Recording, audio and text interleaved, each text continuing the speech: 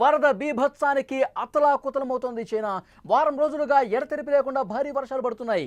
జల దిగ్బంధంలో Guizhou province చిక్కుకుంది. Chongqing, హూనాన్, Guangdong ప్రావిన్సులు పూర్తిగా వరద గుప్పిట్లో ఉన్నాయి. నిరాశ్రయులుగా లక్షలాది మంది మారిపోయారు. రోంగ్జియాంగ్ కౌంటీలో ఇప్పటికే 6 చనిపోయారు. ఇంకా చాలా మంది వరద ప్రవాహంలో కొట్టుకుపోయినటువంటి పరిస్థితి ఉంది. విజువల్స్లో చాలా స్పష్టంగా మీరు చూస్తున్నారు. చైనాలో ప్రకృతి పంజా విసురుతోంది.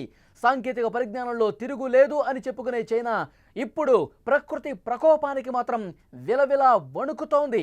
చైనా నగరాలు ప్రస్తుతం చిగురుటాకులా వణికిపోతున్న పరిస్థితుంది. జూన్ 18 నుంచి కురుస్తున్నటువంటి ఈ ఎడతెరిపి లేనటువంటి వర్షాలకు చాంగింగ్, హూనాన్, గ్వాంగ్డాంగ్ ప్రావిన్సులు వరద గుప్పిట్లో చిక్కుకున్న పరిస్థితుంది.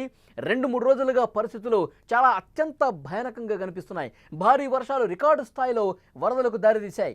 30 ఏళ్ల తర్వాత కని విని ఎరుగని రీతిలో అక్కడ వరదలు అక్కడ ప్రాంతాల్లో కూడా పూర్తిగా చుట్టుముట్టిన పరిస్థితుంది.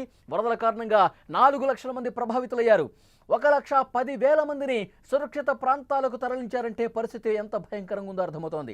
ఆందోళనకర స్థాయిలో అక్కడ పరిస్థితులు కనిపిస్తున్నాయి. ప్రస్తుతం సహాయక చర్యలు కొనసాగుతున్నాయి. గుయిజౌ ప్రావిన్స్లోని రోంగ్జియాంగ్ తీవ్ర నష్టాన్ని చవిచూసింది.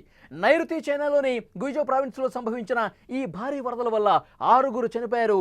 ఇంకా చాలా మంది వరద నీటిలో కొట్టుకుపోయారు. వాళ్ళ ఆచూకీ కోసం ప్రస్తుతం సహాయక బృందాలు గాలిస్తున్నటువంటి పరిస్థితుంది. ఈ వర్షాల కారణంగా సంభవించినటువంటి ఈ కొండ చర్యలు విరిగిపట్టడం వల్ల అక్కడ ప్రమాదకరమైన పరిస్థితి ఏర్పడింది. సౌండ్ కౌంటీలోని ఎక్స్ప్రెస్ హైవే మీద వంతెనలో కొంత భాగం కూలిపోయింది. అక్కడ ఒక ట్రక్ త్రుటిలో ప్రాణాపాయ నుంచి తప్పించుకొని గాలిలో వేలాడుతున్నటువంటి దృశ్యం మీరు స్క్రీన్ మీద చూస్తున్నారు. ఆ దృశ్యాలు సోషల్ మీడియాలో ప్రస్తుతం వైరల్ అవుతున్నాయి. ఏ విధంగా కొండ చర్యలు విరిగిపడి ఆ వంతెన మీద పట్టడంతో దెబ్బతిని పూర్తిగా వంతెన కూలిపోయిందో, అదే సమయంలో అక్కడ ఉన్న ఒక ట్రక్ ఒక ప్రమాదకర స్థాయిలో ఏ విధంగా అక్కడ ఆగిపోయిందో చాలా స్పష్టంగా చూడొచ్చు. ఆ ట్రక్ యొక్క ముందు భాగం, మెడ భాగం పూర్తిగా గాల్లోనే వేలాడుతున్నట్టు పరిస్థితుంది. ఆ సమయంలో ఆ ట్రక్ డ్రైవర్ ప్రాణాలు చేతులు పట్టుకొని గజగజ వణికిపోతున్నటువంటి పరిస్థితుంది.